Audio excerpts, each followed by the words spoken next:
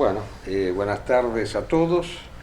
Este es el programa número 510 del 16 de diciembre del 2025. Es el último programa del año, vamos a aclarar eso. Así que vamos a aprovechar este programa para hacer digamos así, un repaso de lo que ha sucedido en el año 2025, o sea, desde el punto de vista, por supuesto, de la guerra de civilizaciones y de la tradición, porque nosotros concebimos la historia como una lucha entre dos concepciones del mundo rivales, que son la concepción moderna y la concepción tradicional. Son dos concepciones antitéticas. Tal como dijimos varias veces, para la concepción moderna la vida es la meta principal de la existencia, y en cambio para la concepción tradicional la meta principal es lo que está más allá de la vida, la supravida, la eternidad. Bueno, en relación con eso hemos sacado también el último número de la publicación El Fortín, el número 118, que es una publicación, como explicamos varias veces, ¿no?, que abarca, o sea, se empezó a editar en la Patagonia en el año 1985 y de manera ininterrumpida o con pequeñas pausas que no fueron excesivamente largas, se ha seguido editando, así que como explicamos en otras oportunidades, hace 40 años que estamos con más de 40 años, porque fue el 2 de abril del 1985.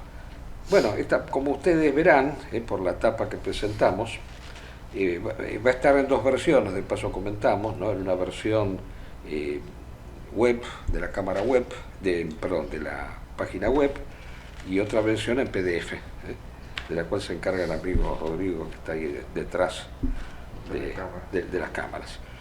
Verán ustedes en la tapa que nosotros hacemos una relación entre dos figuras que aparentemente no tienen nada que ver, que son este deportista Colapinto y el coronel Zeneldín, porque claro, nosotros hemos querido hacer una pequeña historia argentina desde nuestro punto de vista fundacional de la historia argentina, porque ha significado una vuelta de timón, un cambio sustancial, que fue la famosa rendición del 14 de junio de 1982, ¿no?, que fue, bueno, un punto de arranque de la Argentina terminal que estamos viviendo nosotros en estos días, y que ha, bueno, tenido varias etapas, ¿no? Desde ya que nosotros vamos a decir que fue una rendición que no tiene ningún tipo de justificación.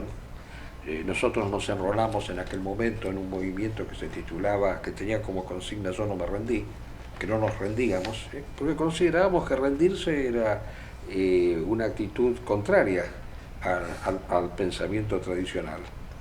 Porque para el pensamiento tradicional, como hemos dicho, la guerra es en última instancia un camino para alcanzar la eternidad del cielo. El que se rinde, bueno, el soldado que se rinde es un soldado el militar que se rinde es un militar que se apega excepcionalmente a la vida, que considera que la vida es más importante que la idea, que el principio, que el ideal. Allí no era simplemente una guerra por territorio, sino fue por primera vez una guerra de concepciones del mundo.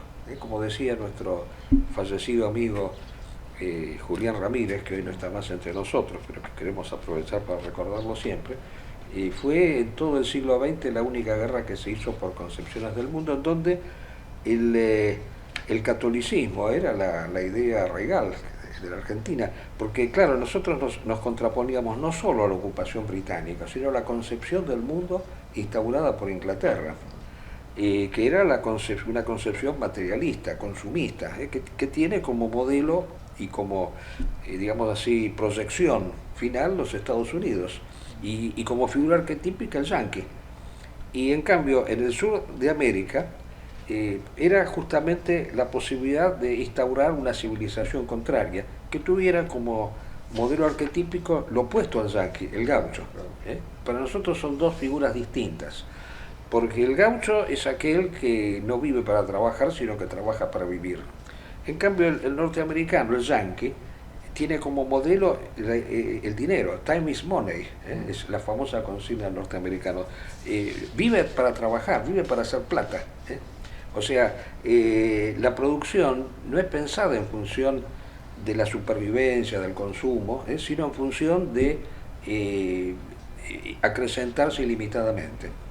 El maestro Ébola cita un ejemplo muy interesante, me parece que lo cita ahí en la obra Los hombres y las ruinas, donde comentaba que, claro, para mostrar este contraste entre dos posturas rivales, que no son, aclaremos que no se han dado solamente acá en la Argentina, en otras partes también, comentaba que una vez un empresario norteamericano en una isla del Pacífico, para motivar a los trabajadores, les duplicó el sueldo con la idea de que iban a trabajar más, porque de esa manera iban a ganar más plata.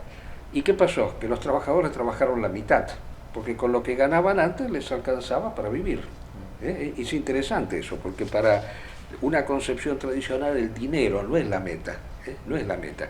Y la vida está pensada no en función del trabajo, sino en función de algo superior que es la contemplación. Bueno, concretamente, en la historia argentina, a partir del famoso 14 de junio, se fueron sucediendo una serie de hechos cada vez más lamentables.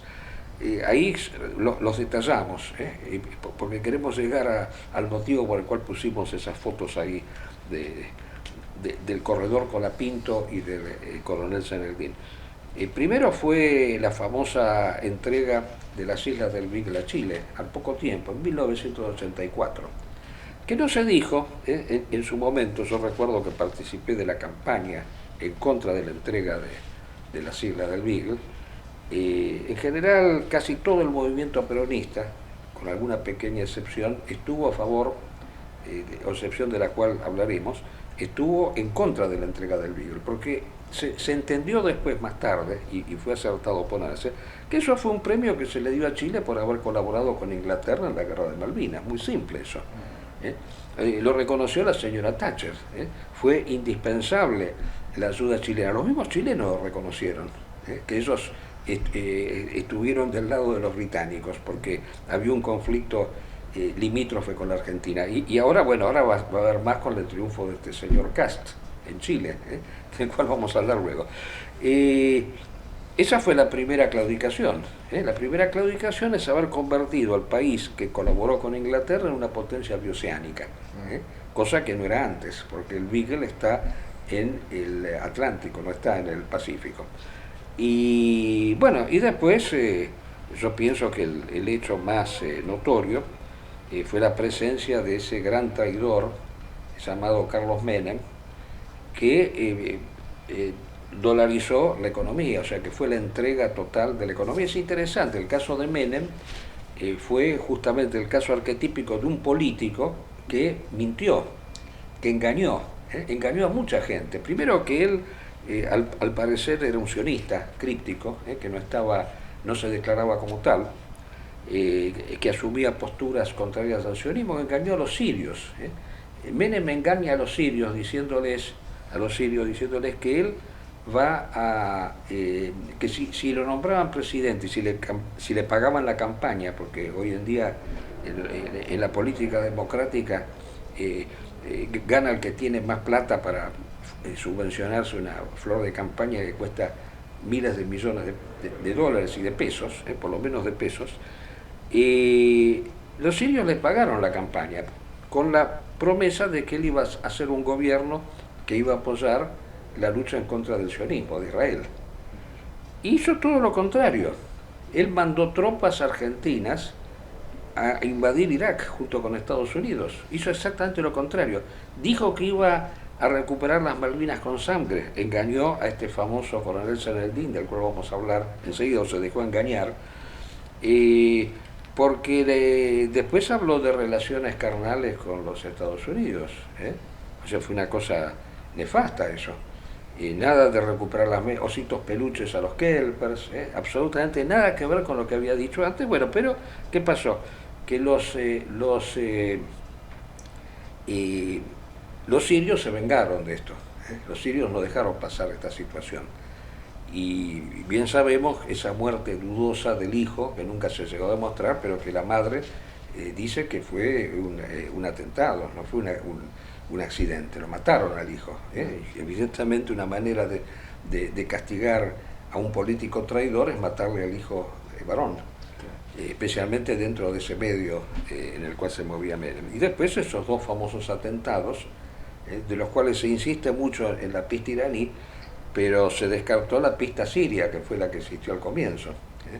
Los sirios tenían muchas más razones para efectuar esos ataques que los iraníes, que en ese entonces estaban, no digo aliados, pero muy cercanos a Israel, porque Israel, por una cuestión táctica y oportunista, había ayudado a Irán en la guerra en contra de Irak.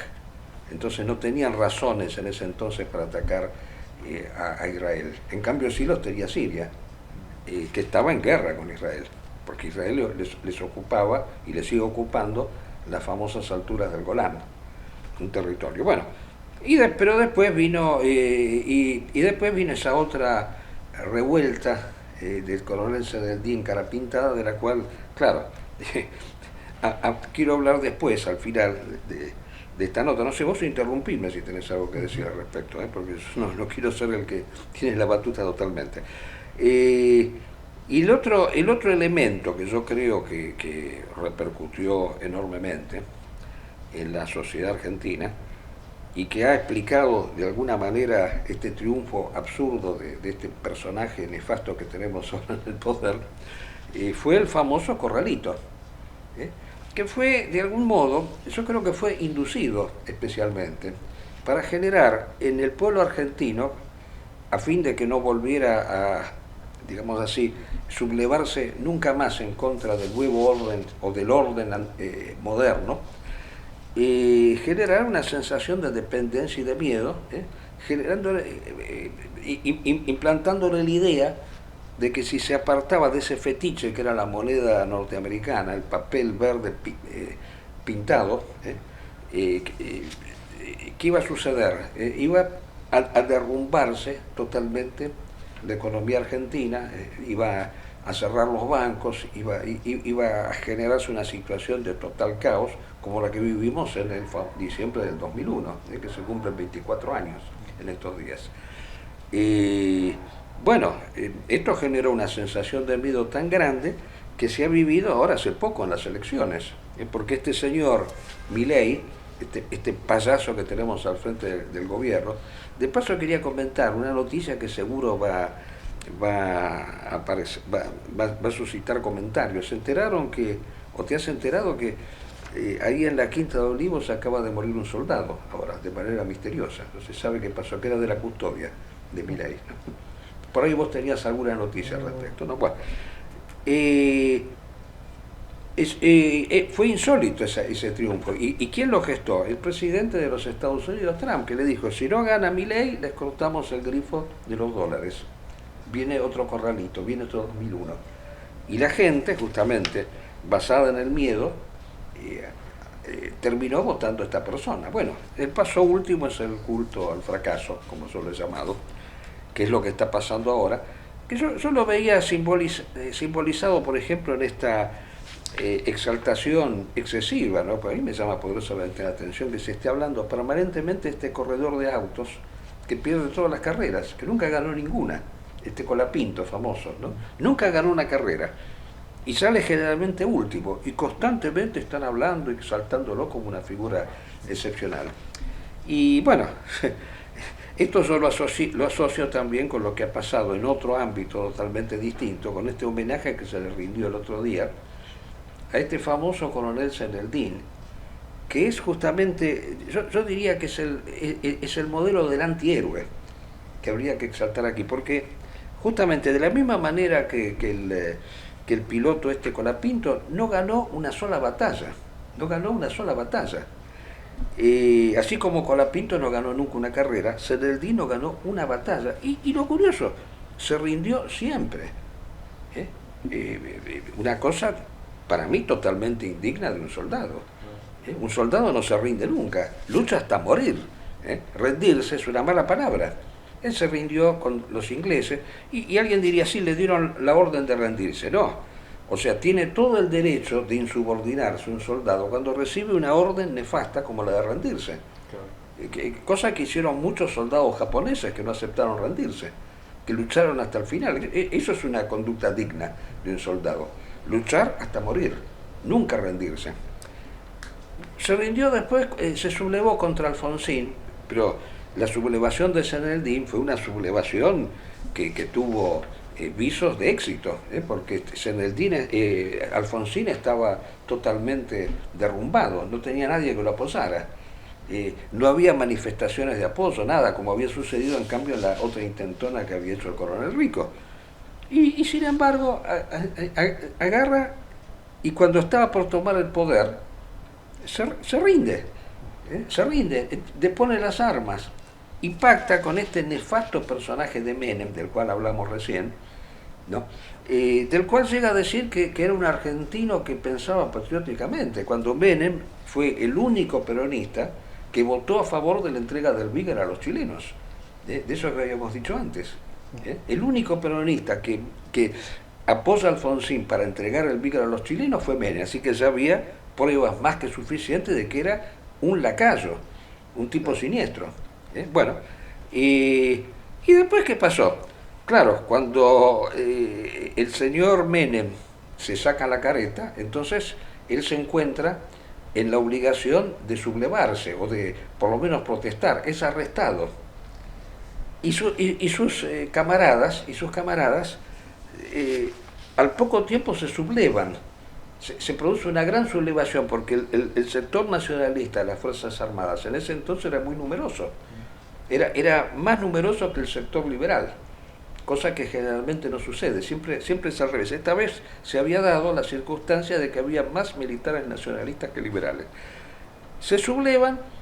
¿Y qué pasa con el coronel Zeneldín? Porque esto lo conozco de cerca, yo, porque he conocido a las personas que participaron del hecho. Él estaba preso y estando preso lo dejan en libertad porque el jefe de la prisión se subordina a él.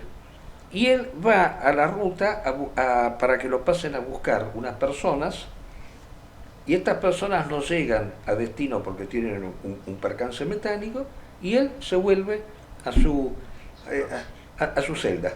Una cosa insólita, con un argumento ridículo, porque claro, acá hay que mencionar la nefasta influencia de la Iglesia Católica en la República Argentina. La Iglesia, que no es lo mismo que el catolicismo, nosotros somos gibelinos al respecto, somos católicos gibelinos, la Iglesia ha traicionado a la República Argentina, fue la que impetró la paz a cualquier precio. La rendición de Zeneldín en Malvinas tiene que ver con su subordinación a la Iglesia. Y en este caso Zeneldín se rinde, se vuelve a la prisión alegando que la Virgen, ese fue el argumento que dio, le había dado una señal de que no era conveniente ponerse la cabeza. Ahí vos como teólogo tenés mucho para decir al respecto. Bueno, y lo más insólito fue los que se sublevaron y tomaron el comando en jefe del ejército, que se rindieron a las 3 horas, con el argumento de que hubo una escaramuza, murieron algunas personas. Y según lo que me dijo personalmente el que estuvo a la cabeza de esa ocupación, era que no querían que corriera sangre de camaradas. ¿Qué camaradas pueden ser los militares liberales que iban a reprimirlos? Esos que estaban a favor de la entrega del país a los Estados Unidos. Esos no eran camaradas, esos eran personas contra las cuales había que combatir hasta el final, no rendirse. Bueno, la peor rebelión que hubo, que duró 3 horas, a esa se le rindió homenaje, de la misma manera que hoy se le rinde al corredor Colapinto. Eso es lo que yo quería decir. Bueno, pero, sí, a ver. aprovechando esto, uno siempre en este tema de la guerra de civilizaciones ve dos contrastes, ¿no? Y cuando uno mira del bando de los propios, se encuentra a veces con personas al lado que realmente juegan para otro bando completamente distinto. Y eso creo que es lo que nos pasó desde el punto de vista espiritual a los argentinos por la guerra de las Malvinas. Creo que fue el Centro de Estudios Ebolianos el primero que dijo en este país que la Iglesia nos jugó en contra. Pero por que la Iglesia no solo nos jugó en contra, sino jugó a favor del enemigo. Exactamente. Y por primera vez quedó tan visible en la historia argentina la existencia del güelfismo. Exactamente. Porque de alguna manera esta ruptura espiritual es la que de alguna manera nos pone a los argentinos que aquella institución que debe velar por la espiritualidad de los argentinos, que debe guiarnos contra justamente un enemigo espiritual, que puede ser el protestantismo, puede ser cualquier otra tradición, no. No lo hizo, todo lo contrario, se puso a favor del enemigo, nos impulsó un derrotismo, y de alguna manera puso las bases de la decadencia argentina de aquí hasta el presente, porque esta iglesia sigue siendo la misma Exactamente, de sí, pero esta gente, el güelfo es obtuso. El güelfo confunde la iglesia con Dios. Entonces él tiene como una especie de consigna por la cual la iglesia nunca va a traicionar. Las puertas, suelen citar la famosa frase, las puertas del infierno nunca prevalecerán sobre ellas. Yo me hace acordar, porque cuando usted hablaba de ese tema, me acordaba de Carlos V, sí. El imperio gibelino, la expansión de la cristiandad en América, y tenía que confrontar con el Vaticano. Pero por supuesto, que Carlos V tuvo las agallas de hacer frente a la iglesia, inclusive llegó a ocupar el mismo Vaticano en su momento, lógico, porque, o sea, ya esa actitud rebelde de la iglesia estuvo a lo largo de toda la historia. Cuando a partir de la famosa querella por las investiduras, pero acá en este caso ya tenemos una iglesia que se ha puesto totalmente del lado de la modernidad, y lamentablemente el integrismo católico en su gran mayoría sigue siendo totalmente dependiente de la iglesia, subordinado a la iglesia. Ninguno ha sido capaz de denunciar el accionar de la iglesia, nadie. Yo lo sé porque yo en ese entonces estaba cerca de esta gente. Yo colaboraba con la revista Cabildo, ¿no? Y yo sé que nunca se podía hablar mal de la iglesia, imposible, porque era una institución sagrada, imposible. Yo me acuerdo también desde el punto de vista histórico, cuando fue la Revolución de Mayo, el que era el obispo de Buenos Aires, Benito Lué, sí, lo asesinaron. ¿Y quiénes fueron los primeros que apoyaron la Revolución de Mayo de las órdenes cristianas?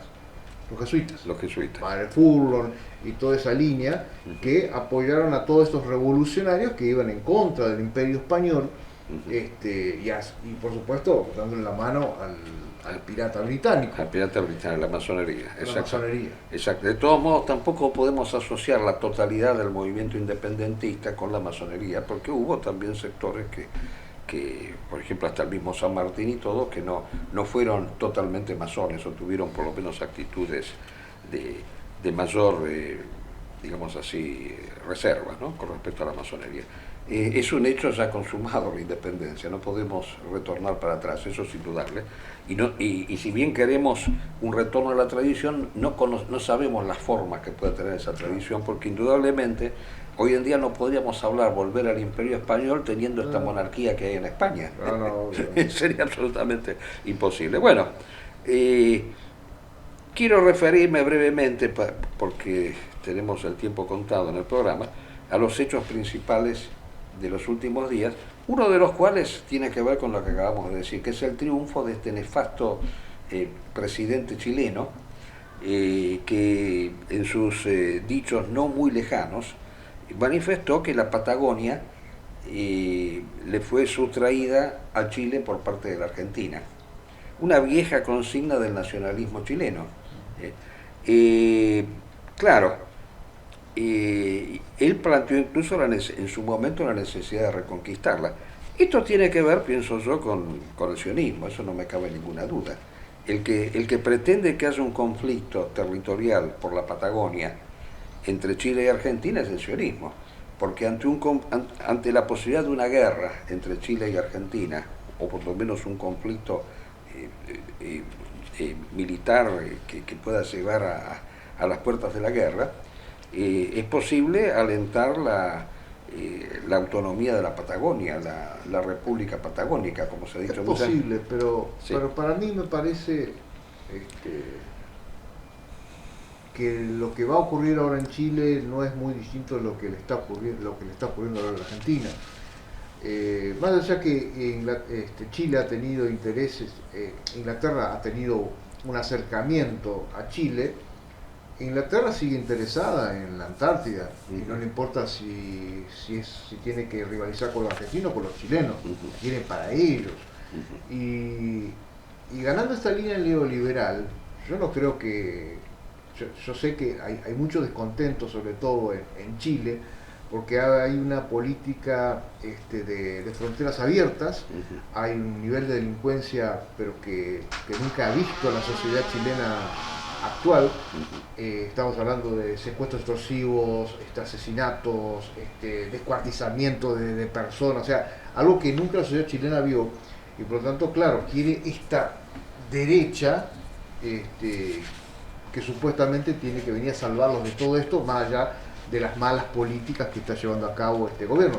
Pareciera que este gobierno ha hecho todo lo posible para que venga este tipo para de que venga este tipo. Pero yo lo que creo que, vuelvo al tema de la Patagonia, porque hay una vieja consigna del sionismo, ya del mismo fundador del sionismo, Teodoro Herzl, de que si fracasan en el Medio Oriente, en Palestina, el territorio indicado para instalar al judío es en la Argentina. ¿Y en qué parte de la Argentina? La parte semidesértica, que es la Patagonia, que no tiene casi habitantes. Entonces, como en estos momentos el Estado de Israel se encuentra en una situación muy severa, muy grave, porque fíjense, y ya nos acercamos a la cuestión de este atentado que ha habido en Australia, que de paso comentamos que las personas que hicieron ese ataque eran simpatizantes del Estado Islámico, y que esto, bueno, de alguna manera es un mentis hacia todos aquellos que dicen que el Estado Islámico es un agente de Israel. Muchos han dicho eso porque dicen nunca ataca a Israel. Bueno, en este caso los atacó. ¿Cuál es el tema? Que Israel se está topando, no hablo solamente del ISIS, hablo de Hamas, hablo de Al-Qaeda, hablo de varios grupos, de Hezbollah inclusive, se está topando con una fuerza fundamentalista que está, digamos así, presente en todo el Medio Oriente, que es muy diferente de la fuerza laica contra la cual combatió y que le hacía guerras de 6 días nada más. Acá les hacen guerras de años. Fíjense, lo de Gaza, y sigue todavía estando, porque esta paz es ficticia, lleva más de 2 años. Así que, por más que el sionismo intente camuflarlo, al judío no le resulta conveniente estar en un lugar en donde no haya guerra, en donde haya tantas inseguridades y haya tanta violencia, pudiendo vivir pacíficamente en otros lados. Y uno de ellos puede ser la Patagonia, porque teniendo naciones que han sido totalmente domesticadas, como la República Argentina, como acabamos de ver, cuyos habitantes votan por miedo, es posible que ante una circunstancia de ese tipo se pueda instalar un Estado sionista. Es muy posible eso. Aparte, recordemos la cantidad de mochileros sionistas que vienen a la Patagonia. Eso lo puedo atestiguar porque soy bueno el bolsón. No, actualmente hay programas de radio que se dedican exclusivamente pero por supuesto, a estudiar la presencia de ciudadanos israelitas. Israelitas, por ejemplo, con aparatos militares. Sí, no, pero yo atestiguo que en el Bolsón, por ejemplo, en Lago Puelo, hay una pensión que solamente aloja a israelitas. Claro, eso nació justamente por el rechazo que hubo a la mala conducta de estas personas en otros hosteles. Sí, no, porque aparte sí es cierto, los sionistas tienen esa actitud soberbia de ser reputados indeseables en todos lados.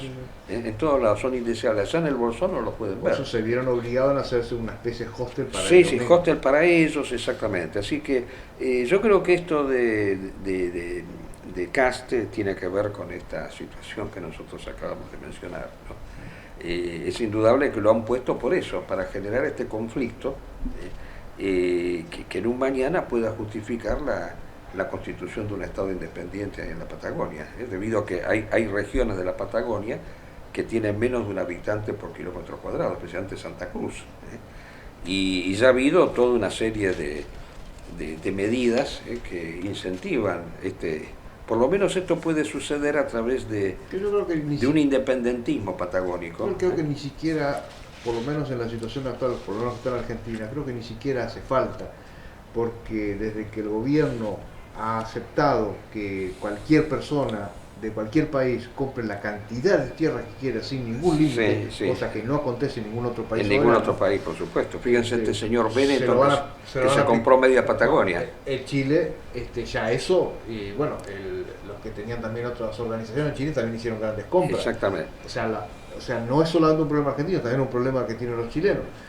Pero bueno, agreguemos también que esta actitud de secesionista de la Patagonia, que sería el paso primero como para poder llegar a constituir el Estado sionista, fue fomentada por Menem a través de la famosa Constitución de 1994, por la cual se entregaron los recursos naturales, el subsuelo a las provincias, y sin tener en cuenta la cantidad de habitantes. Por ejemplo, una provincia como Santa Cruz, con poco más de 20.000 habitantes, pudo llegar a ser dueña del 40% del petróleo argentino. Un disparate total. Y eso es lo que permitió que el señor Kirchner pudiera llegar a ser presidente de la República. Kirchner no necesitó de los sirios, por eso no le tuvieron que matar a ningún hijo, como el caso de Menem. En fin, bueno, esa es un poco la situación, y lo último que podemos decir, haciendo este resumen de la situación, bueno, de Gaza, que sigue la guerra, sigue el conflicto, Hamas está presente todavía, ha logrado eliminar a la banda colaboracionista, al jefe de la banda colaboracionista que había instalado Israel en Gaza. Y con respecto al ISIS, vamos a decir que no solo respecto del cual se decía que había desaparecido, bueno, hace poco ha tenido un ataque muy importante en la zona de Palmira, en Siria, en donde en una emboscada han muerto 3 soldados norteamericanos, así que ISIS evidentemente está vivo todavía, no ha desaparecido, eso hay que aclararlo. Y bueno, y por último, 2 palabras con respecto a Ucrania, de la cual estuvimos hablando muchísimo durante todo el año. Y bueno, hay una, lo hemos dicho, ¿no? Hay una actitud nefasta del señor Trump de estimular al señor Zelensky a que se rinda, que le entregue medio territorio de Ucrania a Putin, lo cual sería digamos así, el estímulo para que Putin siga avanzando y siga ocupando territorio, no solo de Ucrania, sino de Europa en su conjunto.